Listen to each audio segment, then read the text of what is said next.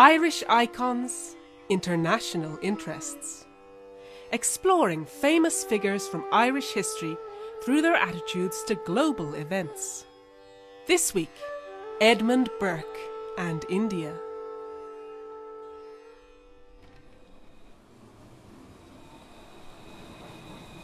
We went out around Dublin to find out what people knew about Edmund Burke.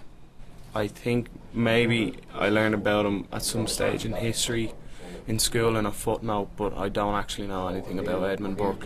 And have you ever heard or read anything about Edmund Burke? No. Edmund Burke. I think there's an Edmund Burke library. But I don't know why.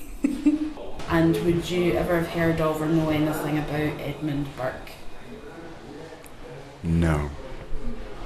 No, I've never heard anything about Edmund Burke. The name rings a bell, but I don't know if that's just because it's one of those names. It's the Edmund Burke Hall. Yeah, no, I do.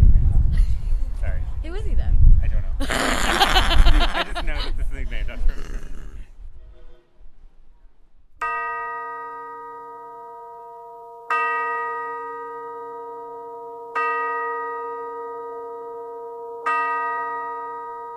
The year is 1785. The first manned balloon flight takes off in Ireland. The US Congress adopts the dollar as its currency. A young Napoleon Bonaparte graduates from the military academy in Paris. And Edmund Burke, a 55-year-old Irish statesman, stands in the House of Commons on February 28th to address Parliament on the exploitation of India by the East India Company in his famed Speech on the Nabob of Arcot's Debts. The year is 1785. Poland has been conquered and divided between her neighbours. America is just beginning its independence. Revolution is brewing in France. The world is in upheaval, and new political orders are everywhere born through conquest and revolt. The British Empire stands as the largest empire in the world.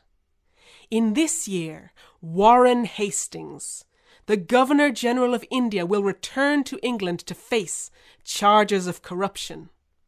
Yet Burke's mind, at the beginning of his speech, rests not on these international dramas, but on the exploitation of Ireland by its landowning class and British administrators, who had run up mountainous debt through habitual and systematic prodigality.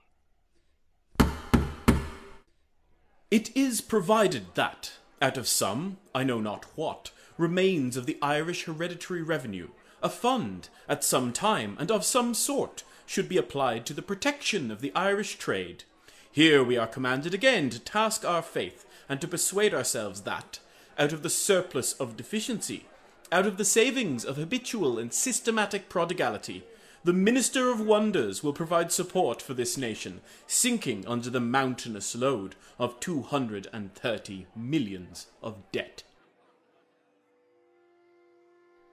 From consideration of Ireland's burden of debt and its probable causes, Burke's mind moves to considering the Kingdom of Madras in southern India, whose exploitation he prepares to analyse and expose. Perhaps his mention of Ireland will resonate in the minds of his English listeners in Parliament as they hear his account of the condition of that distant country, though Burke himself is loyal to British rule and hopes to correct its abuses.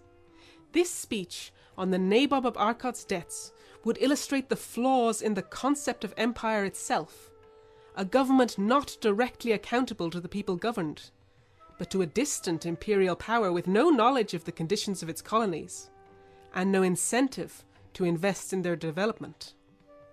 By impeaching the Governor-General Warren Hastings, Burke hoped that the English Parliament could create the accountability that was missing, without handing power over to the Indian people, simply through supervising its colonies more closely.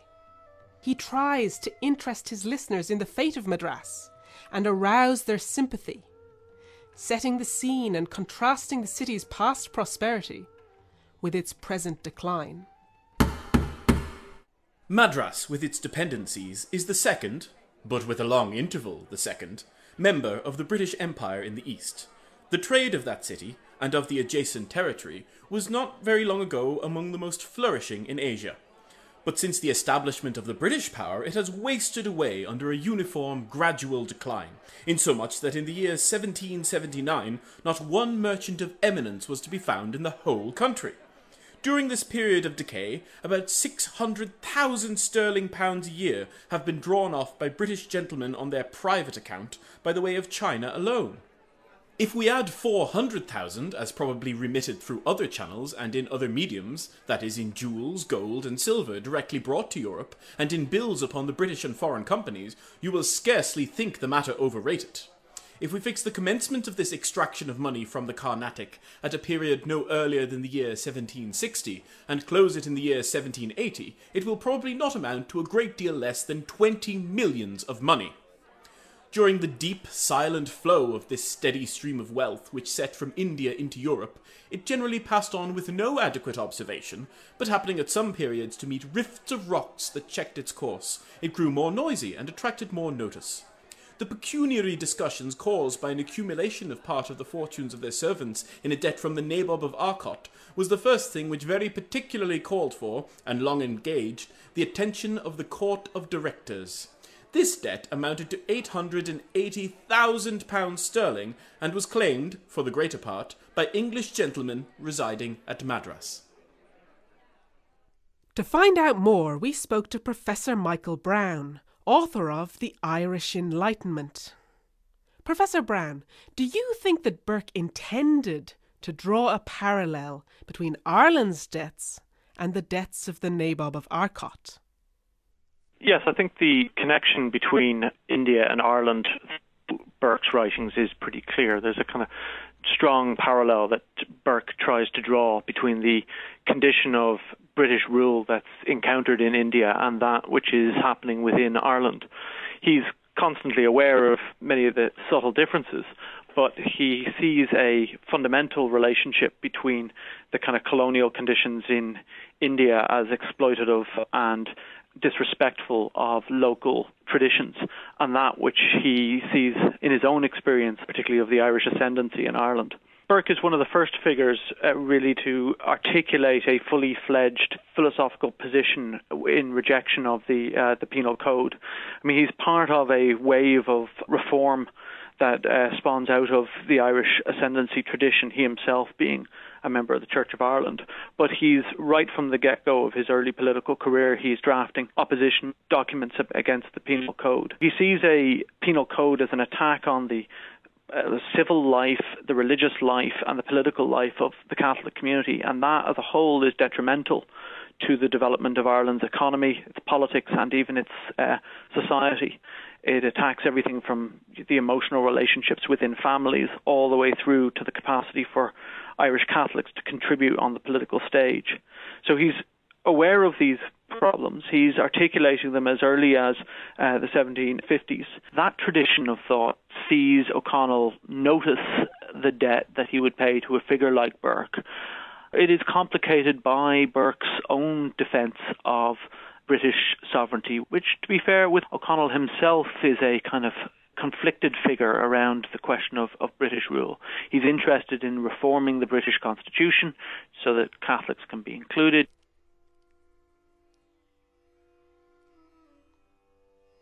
Though Burke allowed his mention of Ireland's mountainous load of 230 million debt to pass without further comment, perhaps fearing that he would seem biased as an Irishman, he speaks passionately on the injustice of the debt of Madras, the injustice of the East India Company's claim that the people of Madras should be indebted to colonial administrators who have invested nothing in the development of their country, nothing in its future prosperity, nothing to be passed as inheritance to later generations, which Burke considered the greatest duty of good government. In Ireland, Burke would campaign for Catholic emancipation, for the Catholic majority of Ireland to receive the vote and the right to participate in politics so that they could hold their government accountable and put an end to their exploitation. He suggests no similar democracy for Madras. But he seems keenly aware of the consequences of its absence, the fraud of a foreign rule that extracts when it should invest.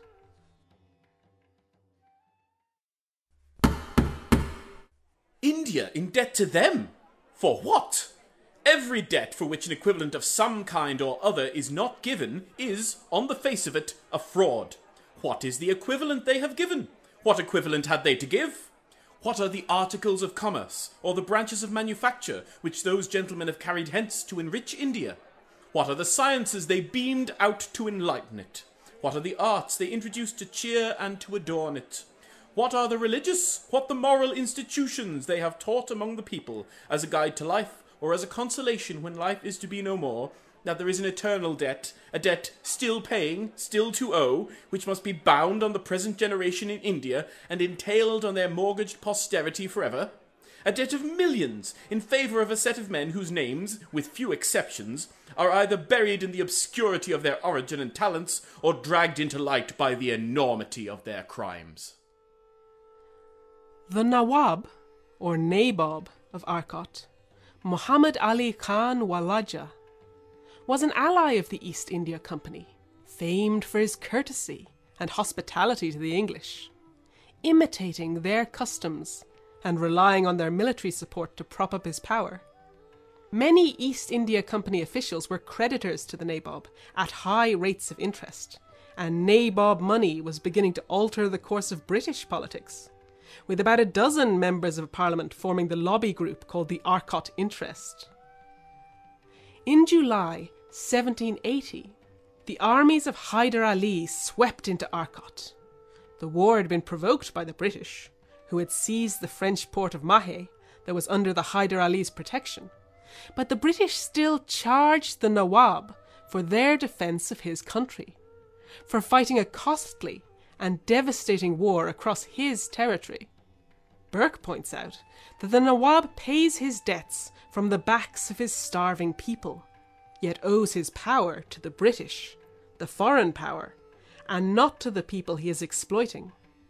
But Burke stops short of proposing any democratic solution to this problem.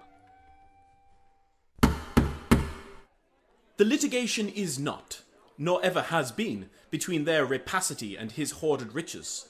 No, it is between him and them combining and confederating on one side, and the public revenues and the miserable inhabitants of a ruined country on the other. These are the real plaintiffs and the real defendants in the suit. Refusing a shilling from his hoards for the satisfaction of any demand, the Nabob of Arcot is always ready, nay, he earnestly and with eagerness and passion contends for delivering up to these pretended creditors his territory and his subjects. It is, therefore, not from treasuries and mines, but from the food of your unpaid armies, from the blood withheld from the veins and whipped out of the backs of the most miserable of men, that we are to pamper extortion, usury, and peculation under the false names of debtors and creditors of state. Professor Brown, what was Burke's view of the British colonial administration of India? The critique of the Indian administration, which culminates in the trial of Warren Hastings, in which Burke plays a leading part, all of that is concerned with the ways in which the British administration, through the East India Company, are exploiting the holdings there and are destroying the relationships, the natural relationships that have emerged over time within the Indian subcontinent. His critique is effectively the same as that which is taking hold in Ireland. So in the case of the Nabob of Arcot's death, he's looking at the ways in which the administration is propping up figures who are corrupt, extracting riches from their community to pay for English protection. And in that regard, he sees the British administration as a protection racket, similar to that which is taking hold in Protestant Ireland. So I think there's a very strong sense of the injustice that drives Burke forward, driven by this concern for what he describes as geographical morality, the problem of how things differ depending on where your circumstances are placed. He thinks that the British Empire should have a much more moral position than he sees embodied in figures like the Nabob of Arcot or Warren Hastings. So there is at the heart of Burke an understanding of a kind of moral dominion and a moral empire, which is at odds with what we think of today as kind of empire being a decidedly necessarily bad thing. The idea that a nation devastated by war, suffering from man-made famine, with depleted and destroyed reservoirs, should see its debt repayments increased rather than forgiven, was against Burke's every concept of good government. Surely a government as wise as he wished to believe the English were would invest in rebuilding Madras again so that it could regain its prosperity and thereby afford to repay its debts, rather than killing the goose that lays the golden eggs.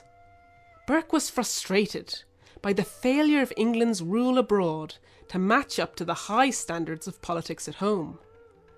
If the English were really superior to the Indians, and bringing their civilization and enlightenment as gifts of their empire, why had Madras been so much more prosperous before British rule? Burke dared not question the basic philosophy of empire, but instead turned his anger onto its abuses, thunderously denouncing the failure of British government to live up to its own principles, to offer restoration instead of usury. A ministry of another kind would have first improved the country, and have thus laid a solid foundation for future opulence and future force. But on this grand point of the restoration of the country, there is not one syllable to be found in the correspondence of our ministers, from the first to the last. They felt nothing for a land desolated by fire, sword, and famine. Their sympathies took another direction. They were touched with pity for bribery, so long tormented with a fruitless itching of its palms. Their bowels yearned for usury that had long missed the harvest of its returning months. They felt for peculation, which had been for so many years raking in the dust of an empty treasury. They were melted into compassion for rapine and oppression, licking their dry, parched, unbloody jaws. These were the objects of their solicitude. These were the necessities for which they were studious to provide.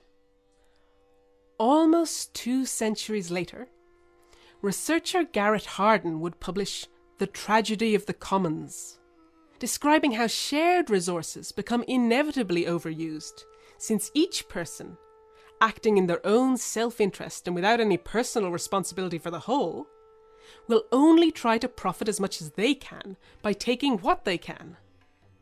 This is how public parks become littered or vandalised when private gardens are neat and well kept. No one person in the East Indian administration had the power to stop the exploitation and abuse of Madras. So none of them could feel personal responsibility for the country, or motivation beyond their own profit and self-interest. That is the tragedy of the commons, that Burke describes back in the 18th century as a problem with remote delegated power. What had once been a trading company, doing business with Mughal emperors, was now governing most of the vast subcontinent of India. But it was still organised like a commercial enterprise, run on the basis of profit, without any established traditions of government and the public interest to fall back on. It is difficult for the most wise and upright government to correct the abuses of remote delegated power, productive of unmeasured wealth and protected by the boldness and strength of the same ill-got riches. These abuses, full of their own wild native vigour, will grow and flourish under mere neglect.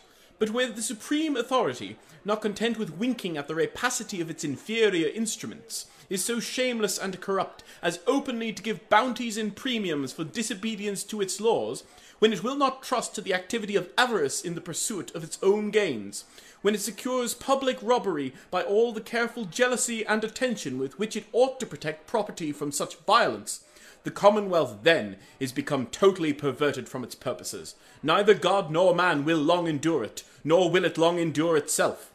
In that case there is an unnatural infection, a pestilential taint fermenting in the constitution of society, which fever and convulsions of some kind or other must throw off, or in which the vital powers, worsted in an unequal struggle, are pushed back upon themselves, and, by a reversal of their whole functions, fester to gangrene, to death, and instead of what was but just now the delight and boast of the creation, there will be cast out in the face of the sun a bloated, putrid, noisome carcass, full of stench and poison, an offence, a horror, a lesson to the world. Edmund Burke would speak passionately about the importance of prejudice, of inherited ideas, in creating just government. When the French Revolution came, he denounced it for destroying France's traditions of government. This belief in the importance of tradition has seen Burke celebrated in Britain and America as the philosophical father of modern conservatism. In Ireland, we might say that he rather founded a tradition of gradualism, of leaders such as Daniel O'Connell and Michael Davitt, who were prepared to work through British government to develop the Irish nation, rather than imitating the French model of revolutionary upheaval. Michael Davitt's non-violent tactics of boycott, in turn, would be cited as an inspiration by Mahatma Gandhi, who finally brought democratic independence to India and ended its colonial exploitation. Perhaps Edmund Burke is not as valued in Ireland, as a father of conservatism, as he is in Britain and America, because the Irish in his day had less liberty to conserve. But can we see in Burke a foundation of our Irish democratic traditions? He tries to speak only of the corruption and abuse of imperial power, but in his final summary, Burke is forced to conclude that even wise and upright government cannot correct the remote and delegated power of empire. Professor Brown, what is Burke's legacy in Irish politics? Burke himself never sat for an Irish seat. He's very much active in the British political system. He leaves Ireland early, but his mind is constantly on Ireland, and Ireland feeds through much of his thinking about America, about India. It feeds through in his concerns about France. Burke is a kind of forefather of O'Connellite politics. O'Connell is different, I suspect, in thinking about the ways in which O'Connell relates to mass political movements. That's much more of a 19th century ideal. O'Connell's attempt to sort of mobilise the Catholic population through the Catholic rent, through the monster meetings, in a way that I think Burke would have found profoundly unsettling.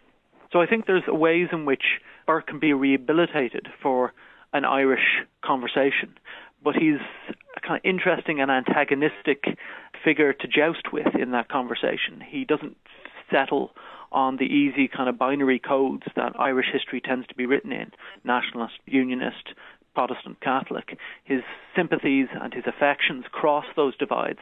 And in that sense, at least, he's an interesting, challenging figure, and attention should be drawn to him precisely because he complicates the kind of typical narratives that are told about late 18th, 19th, and indeed 20th century Ireland.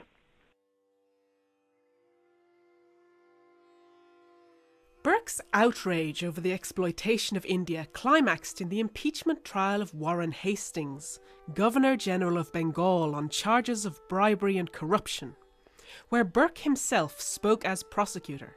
In blistering terms, he declared, "These gentlemen have formed a plan of geographical morality, by which the duties of men in public and private situations are not governed by their relation to the great governor of the universe, or by their relation to mankind, but by climates, degrees of longitude, parallels not of life, but of latitudes, as if, when you have crossed the equinoctial, all virtue dies."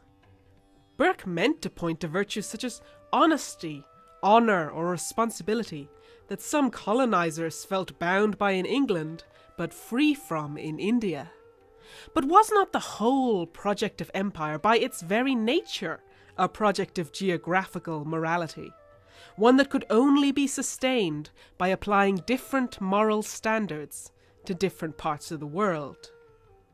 An empire, such as Russia, might stretch itself easily over new lands and peoples, but Britain was a democracy. Its people assumed that they had the right to vote for their government, as well as free speech and other civil liberties. If the people of India were equally entitled to vote for the government of Britain, they would far outnumber the British themselves, ruling Britain instead of being ruled. If the people of India were entitled to vote for their own government, they would no longer be ruled by Britain. So even before any question of corruption was considered, the British Empire could not justify itself except by a geographical morality that assumed different rights and different moral standards at home and abroad. As a supporter of empire, Edmund Burke was a part of that geographical morality as much as he was its leading critic. Edmund Burke saw with great clarity the flaws of imperial administration, though he was willing to work within the system to try to solve them. His comment that mere neglect alone would inevitably lead to abuse makes his speech on the Nabob of Arcot's deaths one of the foundational works of anti-colonialism, even while Burke struggled desperately to make his unwelcome insights compatible with loyalty to the project of empire itself. His speech is a protest of conscience against a machine whose workings render the individual helpless. But if the scene on the other side of the globe, which tempts, invites, almost compels to tyranny and rapine, be not inspected with the eye of a severe and unremitting vigilance, shame and destruction must ensue. For one, the worst event of this day, though it may deject, shall not break or subdue me. The call upon us is authoritative. Let who will shrink back, I shall be found at my post. Baffled, discountenanced, subdued, discredited, as the cause of justice and humanity is, it will be only the dearer to me. Whoever, therefore, shall at any time bring before you anything towards the relief of our distressed fellow citizens in India, and towards a subversion of the present most corrupt and oppressive system for its government, in me shall find a weak, I am afraid, but a steady, earnest, and faithful assistant. By the front arch of Trinity College, Dublin, a statue of Edmund Burke stands with a hand on hip, gazing outward on the capital city. His legacy lives on in the Hist, the oldest surviving undergraduate student society in the world, founded by Burke during his time here. Where else does his legacy survive in Irish life and Irish thought? Does his loyalty to British rule disqualify him from our admiration? Edmund Burke may not have provided firm solutions to the problems of colonialism, but he identified those problems and established a tradition of solidarity between the Irish and the Indian that came to full fruit when Ireland's experience was used as one of the inspirations for Gandhi's successful campaign. Have we not found in Burke a steady, earnest, and faithful assistant?